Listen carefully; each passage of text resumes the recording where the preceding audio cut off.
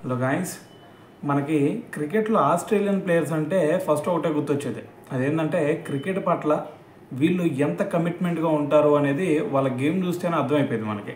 So అదేవిధంగా మనకి ఈ ఐపీఎల్ 2025 సీజన్ మళ్ళీ రీస్టార్ట్ అయిన తర్వాత కొంతమంది ప్లేయర్స్ మరి రావడానికి సంకోచించినా సరే, వీళ్ళు వాళ్ళకి వరల్డ్ టెస్ట్ ఛాంపియన్షిప్ ఫైనల్ ఉన్నా సరే మళ్ళీ మేము వస్తాం, మా ఫ్రాంచైజీ మమ్మల్ని నమ్ముకునే మమ్మల్ని తీసుకున్నందుకు ఖచ్చితంగా మేము వచ్చి మళ్ళీ ఆడతాం అని చెప్పేసి ఒక భరోసా ఇచ్చారు వాళ్ళ ఫ్రాంచైజీస్కి కూడా. సో అయితే ఇప్పుడు చూసుకుంటే మరి ఫైనల్ ఒక్క మ్యాచ్ జరగబోతూ ఉంది కాబట్టి సో మరి అందరూ కూడా వచ్చేసి వెళ్ళిపోయారు.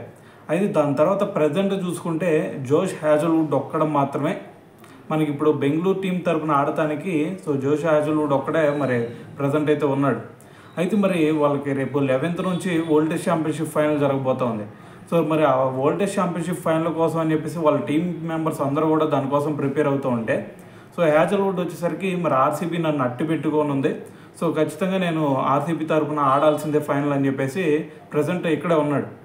సో ఏదైనా సరే మరి వీళ్ళ కమిట్మెంట్ చూసుకుంటే దాని తర్వాత వీళ్ళు అంతకుముందు మనకి ప్యాట్ కమిన్స్ కూడా ఒక స్టేట్మెంట్ ఇచ్చాడు.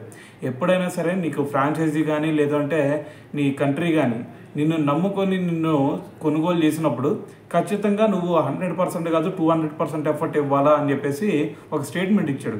సో ఇప్పుడు చూసుకుంటే 3 మ్యాచ్లు మిగిలి ఉన్నా సరే ఎస్ఆర్హెచ్ తరఫున అప్పుడు ప్యాట్ కమిన్స్ తిరిగి వచ్చాడు.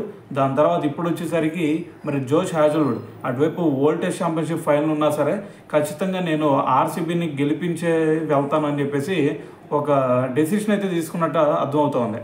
సో మరి ఏదైనా సరే మరి ఓవరాల్గా వీళ్ళ కమిట్మెంట్ చూసుకుంటే ఖచ్చితంగా వీళ్ళకి హ్యాట్స్ ఆఫ్ చెప్పాల్సిందే. సో అయితే మరి దాని తర్వాత మరి ఈ ఐపీఎల్ 2025 సీజన్లో చూసుకుంటే ఇప్పటి వరకు జోష్ హ్యాజల్వుడ్ సో మొత్తం 21 వికెట్స్ తీసుకున్నాడు.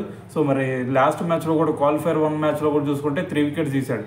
సో మరి ఇంకా మిగిలింది ఈరోజు ఫైనల్ ఒకటే కాబట్టి సో మరి ఈరోజు పర్ఫార్మెన్స్ ఎలా చేస్తాడు అనేది సో చూద్దాం మరి.